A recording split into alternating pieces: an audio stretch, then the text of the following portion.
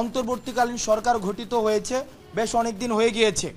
আজকে আহতদের যে আমরা সারা ঢাকাতে আমরা যে চিত্র দেখেছি এবং বাংলাদেশের বিভিন্ন জায়গা থেকে যে চিত্রের খবর পেয়েছি, এতদিন পর্যন্ত আহতদের আন্তর্জাতিক মানের সেবা নিশ্চিত করতে না পারা এবং তাদের জন্য পূর্ণাঙ্গ একটি তালিকা করতে না পারাকে আমি এই অন্তর্বর্তীকালীন সরকারের প্রথম ব্যর্থতা হিসেবে চিহ্নিত করতে চাই।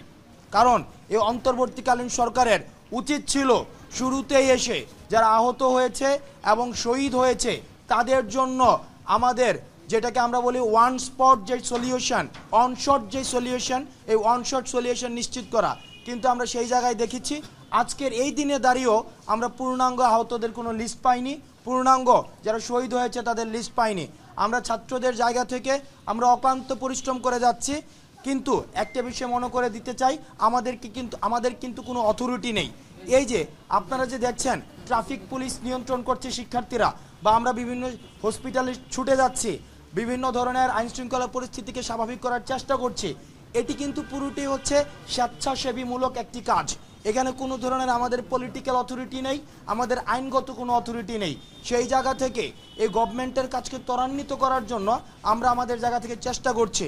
কিন্তু এই অন্তর্বর্তীকালীন সরকারের যারা দায়িত্বপ্রাপ্ত রয়েছেন তাদের উচিত ছিল যত দ্রুত সম্ভব আহতদের পাশে দাঁড়ানোর ভিজিবল পদক্ষেপ নেওয়া, কিন্তু আমরা ভিজিবল কোনো পদক্ষেপ দেখিনি, যে কারণে আমরা অন্তর্বর্তীকালীন সরকারের স্বাস্থ্য বিভাগের আমরা নিন্দা জানাচ্ছি।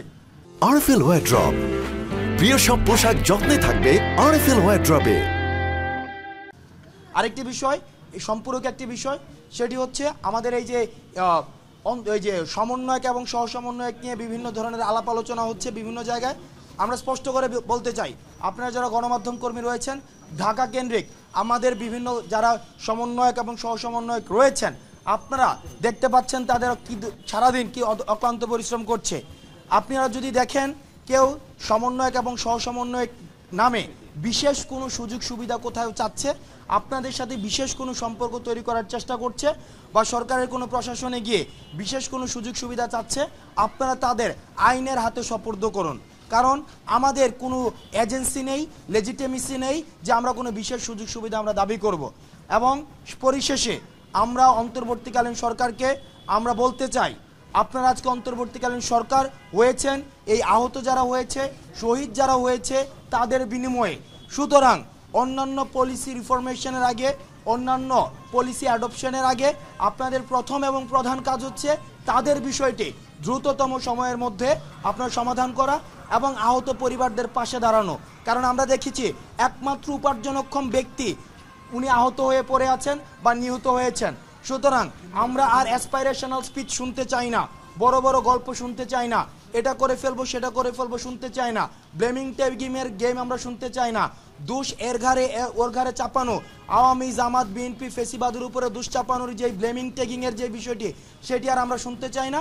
আমরা দৃশ্যমান পদক্ষেপ দেখতে চাই। আমরা দেখতে চাই আগামী 24 ঘন্টার মধ্যে স্বাস্থ্য মন্ত্রণালয় কী ধরনের পদক্ষেপ নেয়, এবং গণমাধ্যম কর্মী যারা রয়েছেন আপনারা স্বাস্থ্য মন্ত্রণালয়ের দায়িত্ব যারা রয়েছেন তাদেরকে 24 ঘন্টার মধ্যে তাদের দৃশ্যমান পদক্ষেপ সম্পর্কে আপনারা তাদেরকে প্রশ্ন করুন, এবং জনগণের প্রশ্ন তাদের কাছে তাদেরকে করে তাদেরকে জবাবদিহিতার আওতায় নিয়ে আসুন।